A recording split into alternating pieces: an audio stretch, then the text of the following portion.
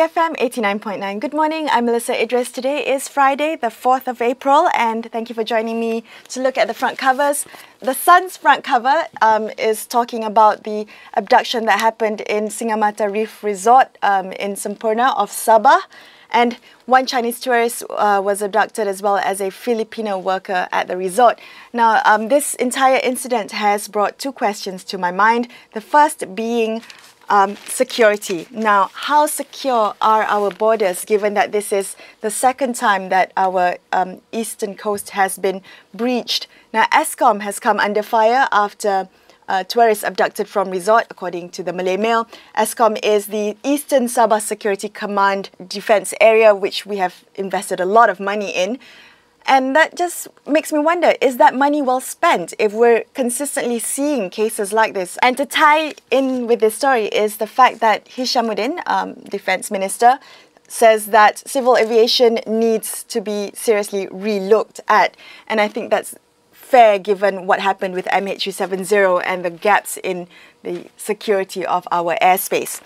The Star also looks at the abduction in Sabah, trouble in paradise again. But the Star, interestingly, has this photo that was taken by tourists at the resort. Now, it shows other Chinese tourists huddling in fear. There were 50 Chinese tourists at the resort, and that brings me to my next question. What do you think this will do to China-Malaysia relations, or just the perception of China towards Malaysia, Chinese tourists for that fact?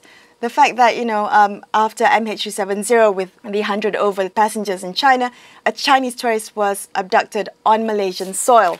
That is something that we really need to look at. I wonder whether this could jeopardize relations. That's the same question that Sinar is asking. Apparently, the Prime Minister is worried that this could be the actions of parties that want to jeopardize the relationship between China and Malaysia. But also, Sinar is asking that could this be an inside job? Because the abduction happened in the middle of the night, so it had to have been someone who was familiar with the grounds of Singamata Resort to be able to navigate such an operation. Now, NST has gone still with MH370 coverage. Prime Minister Najib yesterday went to Australia to meet with Prime Minister Tony Abbott. Najib says, we will not give up. Now, he says thank you to Australia for all your help, but we will never give up searching for the plane. However, Abbott also made a promise to help, but he also says that there comes a point in time where all options have been exhausted and, you will have to stop looking. So he's a bit more of a realist. I'm torn with that. Should we not give up and look for this, see it to the end and make sure that we give the families closure? Or is it a matter of really just being realistic and knowing when to stop? When you've exhausted all options, there's nothing else you can do, just knowing when to pull back and say, I've tried my best, I've done enough. The theme I'm seeing from the coverage from today's papers is that be kind to your neighbours, because you don't know when you're going to need their help. We've needed Australia's help tremendously, and they have extended a helping hand in MH370. We're asking for Manila's help in trying to deal with our border security issues and this abduction in Sabah.